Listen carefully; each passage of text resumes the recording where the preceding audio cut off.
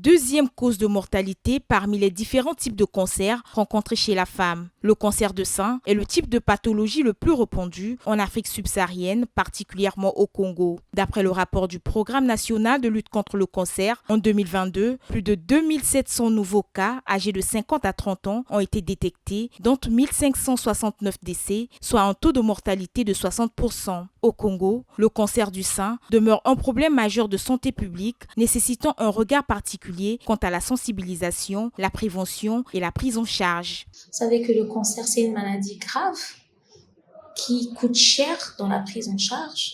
Donc, quand on vous annonce que vous avez un cancer, je pense que ça perturbe toute une vie. Donc, les conséquences sont psychologiques, sont physiques, émotionnelles. Tout ce qui fait partie de votre personnalité est complètement bouleversé après l'annonce d'un cancer parce que ça change l'image de soi. Généralement, les malades arrivent, déjà ils ont peur du nom du cancer. Les malades ne sortent pas de leur bouche le mot cancer. Ils disent généralement j'ai un kyste dans le sein parce que déjà le mot cancer, ils veulent pas l'entendre, ils veulent pas le prononcer. Il y a ce qu'on appelle un dispositif d'annonce qui est mis en place avant de parler du cancer à une patiente. La prise en charge du cancer du sein reste complexe au regard du coût élevé et la durée prolongée de son traitement. Mais sur le plan du standard, les traitements du cancer du sein, nous avons la chirurgie. Ça dépend de l'étape où on a fait le diagnostic parce que le cancer, le stade de début, le stade avancé et puis le stade terminal. La maladie, en fonction de l'explication, en fonction du stade où on a posé le diagnostic, il y a différents moyens de traitement qui peuvent être associés. Et aussi la chimiothérapie. Mais dans la chimiothérapie, on donne les médicaments anticancéreux, comme lorsqu'on prescrit un antipalus. Puis il y a aussi la radiothérapie. La radiothérapie, c'est le traitement qui se fait par les rayonnements.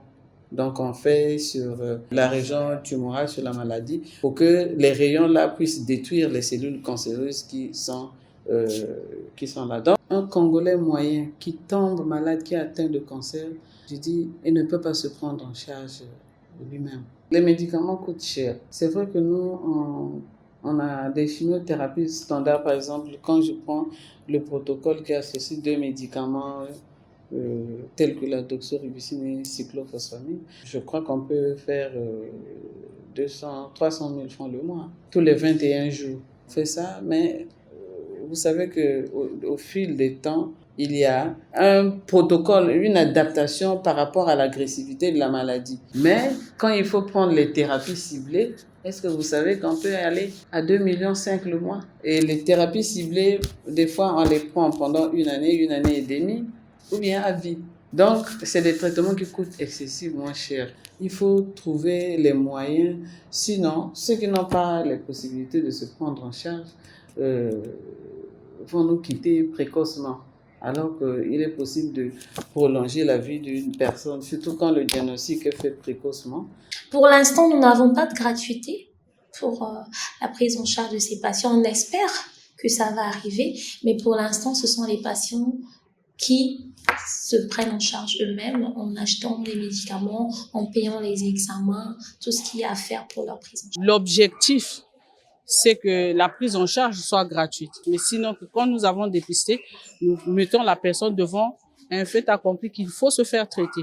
Pour garantir une meilleure prise en charge des patients, l'aménagement du plateau technique répondant aux normes internationales au niveau des différents hôpitaux du pays s'avère essentiel. On essaie de faire par rapport à nos moyens. Tout le plateau technique n'est pas au complet. On n'a pas encore de radiothérapie. On n'a pas... c'est vrai qu'on n'a pas un chirurgien, mais on a des chirurgiens d'organes qui opèrent nos malades. La prise en charge est excessive.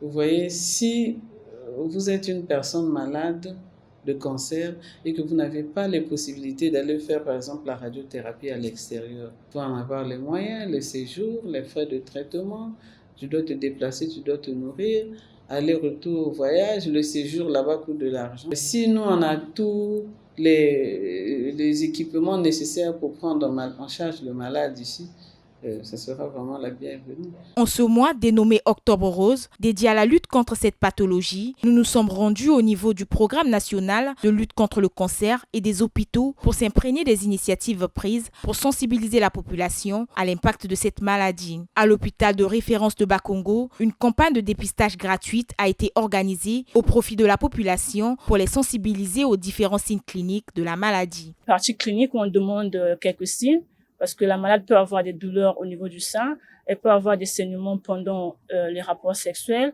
ou elle peut avoir des saignements inopinés. C'est pas les règles, mais elle saigne. Pour le cancer du sein, premièrement, on a l'aspect de la peau du sein qui change, qui ressemble à la peau d'orange. Deuxièmement, on peut aussi parler des douleurs au niveau des seins. Il y a aussi le dernier signe qu'on peut rechercher, ça peut être l'écoulement mammaire. Quelqu'un qui n'allaite pas et subitement c'est soit le lait qui coule au niveau du sein ou c'est du pus ou c'est du sang. On recommande l'échographie et une cytoponction mammaire pour analyser soit le liquide ou la boule qui est au niveau du sein. Bon, parce que les cancers sont des maladies qui se soignent quand ils sont découverts très tôt. Plus on le découvre, plus vous avez les chances de vous faire traiter. Même n'importe quel cancer. Alors, ce sont des cancers qui sont en train de beaucoup tuer les femmes par ignorance. Les femmes ne connaissent pas, elles voient une boule dans le sein, elles voient un écoulement au niveau de son sein, elles trouvent que c'est normal. Les liquides au niveau du sein doivent attirer l'attention de la femme et doivent la pousser à se faire dépister. Cette campagne de dépistage précoce se veut être un moyen de prévention contre cette maladie mortelle. Nous dépistons les lésions précancéreuses. Donc, si on a des lésions précancéreuses, on sait à qui adresser les dames. C'est-à-dire que nous savons, par exemple, que s'il y a des lésions qui commencent sur le col et qu'on a un examen que ça s'est pas élargi, à ce moment, on peut orienter la dame vers les gynécos qui sont ici pour faire une intervention ou pour commencer une thérapie spécifique. Les cas simples, généralement, quand ce sont des lésions précancéreuses, on adresse au niveau de l'anatomopathologie. Quand on a une confirmation que c'est une lésion non invasive, on peut faire une hystérectomie, c'est-à-dire qu'on enlève le col, l'utérus et la matrice qui peuvent constituer un danger. Si c'est pour un sein, à ce moment-là, on oriente, on peut demander par exemple un bilan élargi pour savoir s'il y a quelque chose de grave, que ça s'est répandu. Dès qu'on a la confirmation qu'il y a déjà une extension, un élargissement, on vous adresse au niveau du CHU. Le problème est de commencer, de poser un diagnostic tôt. Quand on fait le diagnostic dans le cancer du sein, il y a la mammographie et l'échographie des seins qu'on fait. Dès qu'on retrouve une anomalie, on doit faire une biopsie, c'est-à-dire un prélèvement. Ce prélèvement-là va être envoyé, adressé au laboratoire d'anatomie pathologie. Là-bas, on aura le type histologique. Là, on va nous donner la morphologie, mais aussi faire une étude immunohistochimique pour avoir le type moléculaire. Les acteurs œuvrant dans la lutte contre le cancer estiment que la gratuité de la prise en charge des malades souffrant de cette pathologie, comme il en est le cas avec le VIH-Sida, la tuberculose, la césarienne, est une alternative pour la réduction du taux de mortalité dû au cancer du sein.